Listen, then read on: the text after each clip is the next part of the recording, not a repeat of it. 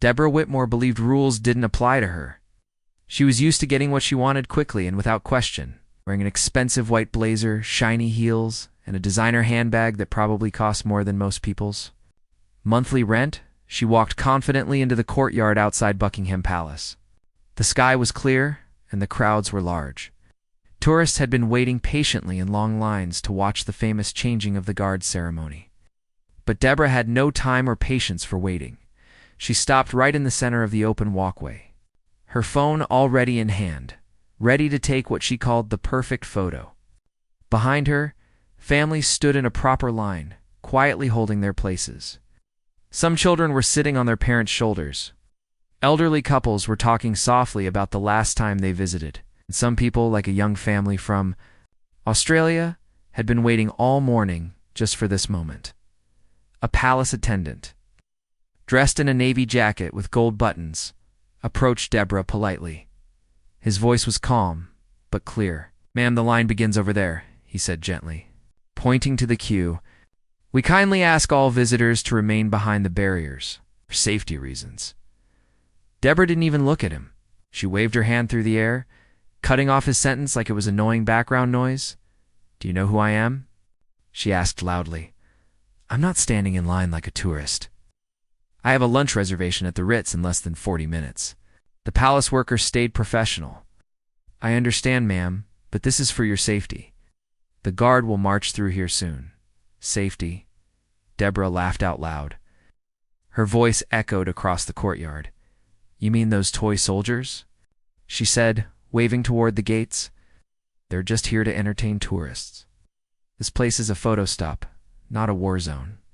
She turned her back on him, lifting her phone higher to try different angles. Her handbag swung wildly on her arm and nearly hit a small child who ducked behind his mother. A few people gasped. The mood of the crowd started to change. Still, Deborah didn't notice. A father from the Australian family stepped forward. "Excuse me," he said politely. "My kids have been waiting all morning. They're very excited to see the guards." Deborah stared at him with a tight smile. "They can wait a little longer, can't they?" she said sharply. "This won't take long." I wasn't done. A ripple of frustration moved through the people nearby. Whispers began. One woman shook her head. A man pulled his daughter back from the edge, but Deborah seemed to enjoy the attention. She lifted her chin and posed again, trying to get just the right background. Suddenly, music began to drift through the air. The ceremonial drums had started. It was time. People shifted. Phones were raised. Children pointed toward the end of the courtyard, where the guards would soon appear. But Deborah remained exactly where she was, right in the middle of the marching path. Another voice called out from the crowd. This time it came from a retired military man. His back was straight, his jacket carried service medals, and his eyes were serious. "Ma'am," he said respectfully, "you must move. The guards are coming. They won't stop." Deborah turned and gave him a slow, sarcastic smile. "What?" "Then walk around me," she said. "Not moving until I get my photos." "These aren't actors," the man replied. "They are real soldiers. This is their route. This is their duty." Deborah's laugh was loud and sharp. "Soldiers," she said, marching in circles wearing furry hats. "Please," she glanced at the medals on his chest. "What did you do? Play dress up too?" Few people gasped. The veteran said nothing, but his jaw tightened. His friend, also wearing medals, gently touched his shoulder. "Let it go, John," he said quietly. "She'll find out soon enough." The beat of the marching boots was getting closer. You could feel it now, a heavy, steady rhythm, the sound of discipline and centuries old. Tradition echoed off the courtyard walls. Another palace guard in uniform stepped forward quickly. His voice was louder now. "This is your final warning. Please move off the path. The guards will not stop for anyone." Deborah flipped her sunglasses up on her head and narrowed her eyes. "Don't threaten me," she said. "This is a public place. I pay taxes well, my husband does. I have every right to stand wherever I want." She turned and looked at the crowd. "This is ridiculous," she said, expecting people to agree. "They're just men in costume. What are they going to do? Walk through me?" But no one cheered for her. No one clapped. No one even nodded, because everyone else knew exactly what was coming. The guards had now turned the corner. Their red coats and tall bearskin hats stood out brightly against the old stone walls. Their boots hit the ground in perfect rhythm, and at the front of the line marched guard James Windsor. His face was calm, focused, unreadable. He saw the woman in his path, but he did not slow down. Deborah still didn't move. She was too busy adjusting her hair. I'm trying to smile at the camera and believing that she was more important than hundreds of years of tradition, but tradition was about to meet her step by step, boot by boot, and it wasn't going to stop. The sound of marching boots became louder with each second. It was no longer just background noise. It was steady, sharp, and powerful, a sound that made the very ground shake a little under people's feet.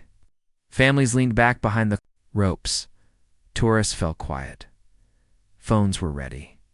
Everyone was watching. Everyone, except Deborah Whitmore. She was still standing in the exact middle of the stone path, phone raised, hair flipped, lips pursed. She adjusted her sunglasses once more and shifted her feet like she was in a private photo shoot. The sound of the guards didn't scare her. She thought it was all just a show. At the front of the group was guard James Windsor. His face was unreadable. His steps were perfect. His eyes looked forward, never down, never left, never right. Like every guard before him, he had been trained to march without hesitation.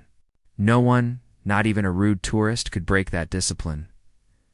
Deborah's eyes briefly flicked toward the sound. She saw the line of guards coming, tall men in red coats, black boots, and shiny weapons. The bearskin hats made them look even taller. But even now, as they moved closer, she refused to step aside. They won't really walk through me. She whispered to herself with a smirk.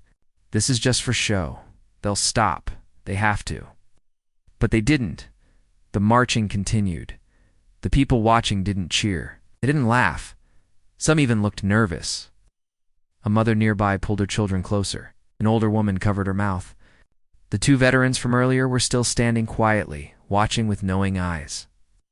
They had both seen this kind of pride before, the kind that refuses to listen, even when danger is close. Move. Someone from the crowd shouted. You're in the way, another voice called. But Deborah didn't move. She tilted her head, lifted her phone, and tried another angle. Just one more, she muttered. It has to be perfect. Then came the warning. A palace security officer, much louder now, stepped forward and shouted, Final warning. Move off the path. The guards will not stop. Deborah turned slowly and stared at him. Touch me and I'll sue, she snapped. You'll hear from my lawyer. The officer didn't respond. His job was to warn, not to drag people away. She had been warned. Now, the guards were just a few yards away. They were coming, and nothing would stop them. Guard James Windsor saw her. He registered her presence. His training kicked in. Stay focused. Do not stop. Do not speak. Do not break formation. Deborah looked at him again. Her smile began to fade. Something in his walk was different. This didn't feel like acting. This wasn't a dance or a parade. These men weren't going to stop. Wait, she said, half to herself. But it was too late. With perfect rhythm, the guards marched right toward her. At the last possible second, Guard Windsor lifted his left leg high and stomped it down hard, just inches in front of her feet. Through the courtyard, the force of it caused Deborah to stumble backward in shock. Her phone wobbled in her hand. Gasps filled the air. She tried to steady herself, but another guard's boot came down just beside her foot. Then another, then another. The line of guards did not break. They did not speak, did not even glance at her. Like a river around a rock, they passed by with strong, controlled power, not touching her, but close enough to feel the wind from their coats as they moved. Deborah finally stepped back, nearly tripping on the edge of the path. Her sunglasses fell off. Her phone hit the ground. Her face turned red, a mix of fear, embarrassment, and anger. She had never been ignored like this before. Never felt so small. The crowd was silent. Then slowly, people began to clap. It wasn't loud. It wasn't mocking. It was slow, respectful, and proud, for the guards, for the tradition. and maybe a little for the lesson Deborah had just received. The veteran named John stood still, hands behind his back, watching the guards continue their perfect march. He didn't smile, but his eyes held a quiet strength. His friend beside him nodded once. Some lessons had to be learned the hard way. Deborah quickly bent down, grabbed her phone, and hurried away from the path. Her high heels clicked awkwardly on the stone. No one stopped her. No one asked for her side of the story. Her moment was over. Behind her, the guards continued their ceremony. Their steps, their discipline, their silence unchanged. Deborah looked back once, her mouth slightly open, as if she still couldn't believe what had happened. She had blocked the path. She had challenged a tradition older than her name. It had walked right past her without hesitation. She left the palace grounds quickly, holding her broken pride tighter than her designer bag. The photo she wanted so badly had never been taken, but the memory of what happened, that would stay with her forever. Deborah Whitmore walked quickly down the palace steps, her heart racing. She couldn't believe what had just happened. Her phone, now scratched at the edges, rested in her hand. Her expensive sunglasses were cracked and useless. Her hair, once carefully styled, now hung messy over her shoulders. She looked nothing like the woman who had walked in just 30 minutes ago, thinking the world would bend for her. People stared as she passed. Some whispered. Some looked away. Few even shook their heads. She wasn't used to this kind of attention, not the kind that came with shame. Deborah had always been in control. She spoke, people listened. She arrived, people moved. But today, no one had moved, except her. And not by choice. She finally found a bench near the outer gates and sat down. Her heels hurt. Her pride hurt more. She looked down at her phone screen, hoping maybe she had at least captured the photo she wanted. But no, the pictures were crooked, blurry, or blocked by people's heads. One showed a guard's boot mid-step, right before it landed near her. Her face in that photo looked afraid. She quickly deleted it. "How did this happen?" she muttered. She had come to London for a shopping weekend and had added Buckingham Palace to her list simply for a cute photo. That's what she had told her friends. She didn't care about tradition or history. She just wanted a picture to post later. Not even for fun, but to show others she had been there. To impress. That was all, now sitting alone and ignored. She started to feel something she hadn't felt in a very long time. Regret. Around her, other visitors talked excitedly. Children were laughing and pointing to the guards who had returned to their posts. A woman nearby explained to her son what the changing of the guard meant, that it was a symbol of duty, respect, and history. Ow. The little boy listened closely. His eyes were full of wonder. Deborah watched them in silence. Something about that child's face made her think.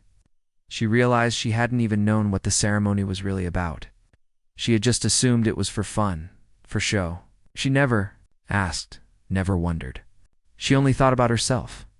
Then, from the other side of the courtyard, she saw him, the veteran named John. He was walking slowly, his medals shining in the sunlight. His friend was helping guide him down the steps. Deborah's eyes followed them. She remembered what she had said to him earlier.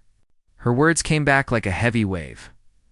"I suppose you used to play dress-up too?" At the time she thought it was clever, but now it felt cruel and wrong. As they passed, John glanced toward her. Their eyes met for a second. He didn't say anything. He didn't frown. But the calm in his face made her feel even smaller. He looked like someone who had seen real struggle, real pain, and she had laughed at him. She stood up quickly and walked toward him. Her steps were uncertain, her voice low. "Sir," she called out. John and his friend paused. I just wanted to say," she began. The words stuck. Her throat tightened. She had never apologized to a stranger before, especially not one in a worn blazer with military medals. John waited patiently. "Saying nothing? I was rude," Deborah finally said, "and disrespectful. I didn't understand what this place meant. I thought it was just a background for my photo." His expression didn't change, but he gave a small nod. "Sometimes people don't know what they're standing in the middle of," he said softly. But you learned. Deborah looked down at her shoes. Not the way I wanted to. Lessons that matter rarely come the easy way, John said. Then he turned and began walking again, slowly and steadily. Just like the guards she had mocked. Deborah stood there for a moment. Then she slowly walked back toward the courtyard. Not to take another photo, but to watch. Really watch this time. She stood behind the rope, next to the other visitors. She listened carefully as a guide explained the deep meaning behind the tradition. She learned that the guards weren't just actors, they were trained soldiers, who served their country with discipline and honor. Their uniforms were not costumes. Their steps followed rules older than most buildings in the city. For the first time, she understood. She didn't check her phone again. She didn't try to fix her hair. She just stood still and watched in silence. That evening, she skipped her lunch at the Ritz and instead walked through Hyde Park by herself. She sat by the water watching ducks move gently over the surface. Her world felt quieter now, less loud, less self-centered. For the first time in a long while, Deborah Whitmore was alone with her thoughts, and she let herself feel uncomfortable. Not because of how others had looked at her, but because of how she had seen herself. The next morning, Deborah Whitmore stood in front of her hotel mirror. Her suitcase was packed. Her expensive makeup kit sat untouched. Her phone lay face down on the table. The first time in years, she didn't take a selfie before heading out. No mirror pose. No fake smile. No outfit of the day post. Something inside her had shifted. The events at Buckingham Palace were still fresh in her mind. She could hear the boots. She could feel the sharp stares. She could still see the little boy excitedly pointing at the guards while she had blocked his view. Her chest tightened when she remembered the sound of the crowd gasping. The veteran's quiet warning, and finally, the moment she realized too late that no one was going to stop for her. Deborah had always been proud of her status, her money, her lifestyle. But yesterday, all of that had meant nothing. Her designer clothes didn't protect her from embarrassment. Her expensive bag didn't help her escape judgment. For once, the world hadn't bent for her, and it had hurt more than she expected.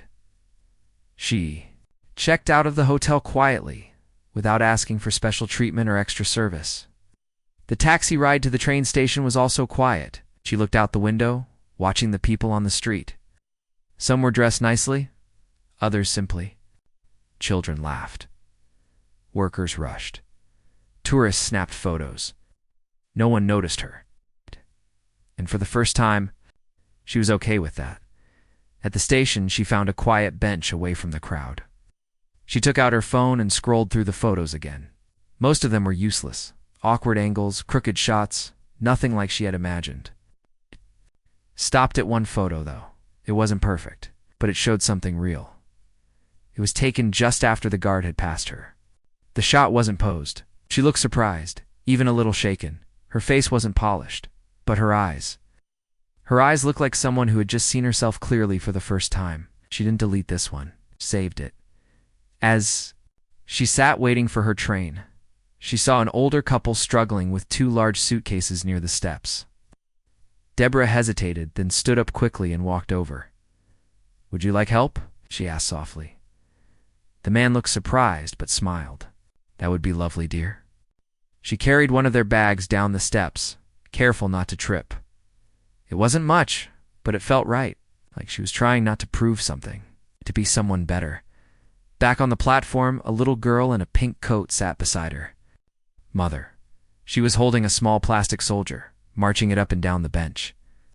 Deborah smiled. "Do you like the palace guards?" she asked gently. The girl nodded. "They don't talk," she said. "But they're brave. Like superheroes." Deborah nodded slowly. "Yes, they really are." The train finally arrived. Deborah found a seat by the window. As the train pulled away from the station, she watched London slowly disappear behind her. The noise of the city faded. The tall buildings turned into small houses, then green fields. Her thoughts drifted. She remembered how she used to look down on things like history, service, and ceremony. To her, they were just decorations. Background noise. But not anymore. Not after what she saw. Not after what she felt.